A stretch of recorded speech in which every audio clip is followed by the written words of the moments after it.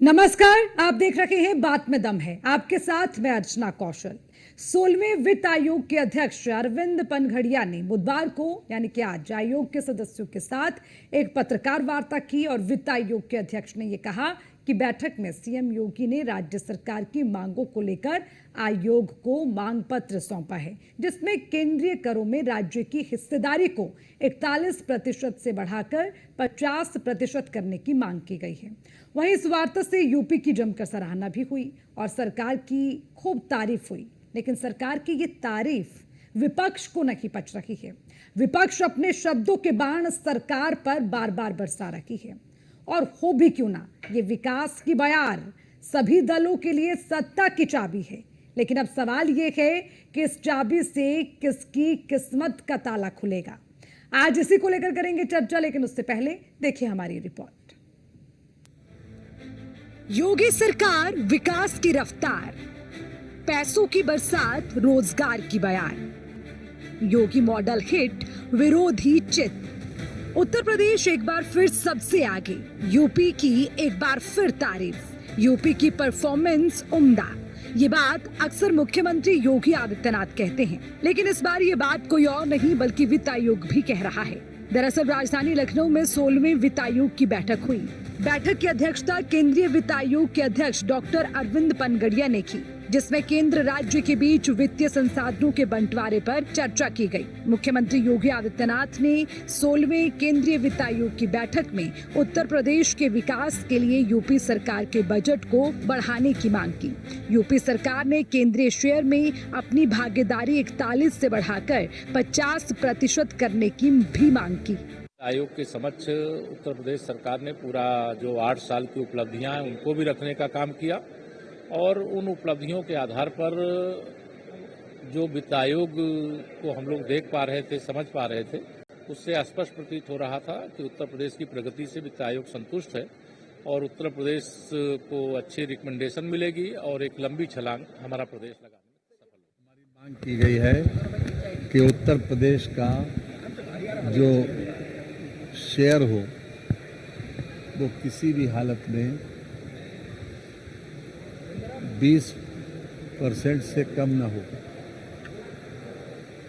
केंद्रीय करों में हमारा हिस्सा 20% से कम न हो, यही हमारी मांग है।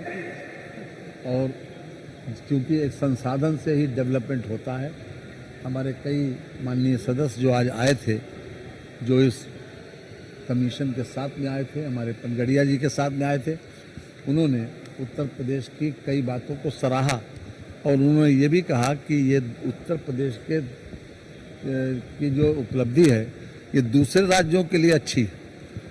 साथ ही साथ जब वो स्वयं इस बात को महसूस करते हैं कि उत्तर प्रदेश कई मामलों में रोल मॉडल बना है, तो फिर उत्तर प्रदेश का शेयर हमारा उपलब्धि के आधार पर, हमारी प्रोग्रेस के आधार पर ही होना चाहिए।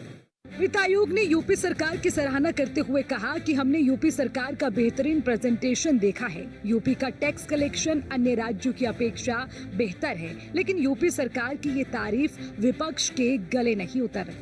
योगी जी से कि पहली बार मुख्यमंत्री बने तो 100 दिन में गड्ढे मुक्त करने का बताया था, हो गया क्या? जो सरकार अपने 100 दिन में गड्ढे मुक्त करने की वादे को पूरा न कर पाए हो, रोजगार के नाम पर इजराइल के युद्ध में अपने बच्चों को भेज रहे हो, उस सरकार विकास की बात करना वैसे ही जुमला हो जैसे 15 लाख रुपए का जुमला बोला गया था।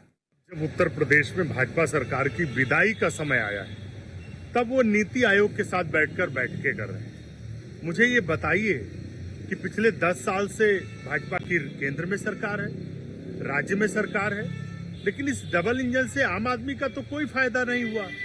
नीति आयोग कहता है कि उत्तर प्रदेश स्वास्थ्य सेवाओं में पूरे देश में सबसे फिसड्डी है। नीति आयोग की रिपोर्ट है कि उत्तर प्रदेश में जो बच्चों का कुपोषण है वो सबसे ज्यादा है, बेरोजगारी, महंगाई चरम पर है, लेकिन सरकार को चिंता ना तो उत्तर प्रदेश के नौजवानों की है, न किसानों की है, न दलितों पिछड़ों की है। लगातार नौकरियां हैं उत्तर प्रदेश में, लेकिन सरकार भर्ती नहीं निकाल रही, निकाल भी रही है तो उनके पेपर लीक हो रहे हैं। सिर्फ और सिर्फ धोखा दिया है भाजपा की योगी आदित्यनाथ सरकार ने उत्तर प्रदेश के युवाओं, किसानों, आम आदमी, दलितों, पिछड़ों को। 2027 में इंडिया गठबंधन की सरकार बनने जा रही है। अब कितना भी दिखावा कर ले नीति आयोग के साथ बैठक का, कोई फायदा नहीं। यूपी विकास की रेस में तेजी से आगे बढ़ रहा है। दरअसल 5 साल में नया वित्त आयोग बनाया जाता है और आयोग राज्य के साथ समय समय पर बैठक भी करता है। और इन बैठकों में क्या होता है ये भी समझिए। वित्त आयोग राज्य सरकारों की आर्थिक व्यवस्थाओं और जरूरतों की जांच करता है।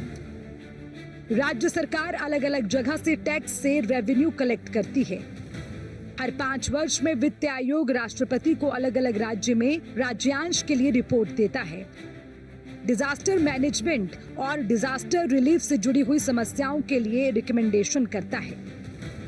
राज्य सरकार ने केंद्रीय करों में हिस्सेदारी 41% से बढ़ाकर 50% करने की मांग की है। यूपी ने विशेष विकास योजना के लिए स्पेशल फंड दिए जाने की मांग उठाई है। सीएम योगी आदित्यनाथ ने अपनी मांगों को लेकर आयोग को मांग पत्र सौंपा है। वित्त आयोग की बैठक में यूपी सरकार की तारीफ विपक्ष के लिए गले की फांस बन सकती है, क्योंकि यूपी में चुनाव है और यूपी का विकास आने वाले चुनाव की दशा और दिशा दोनों तय करेगा।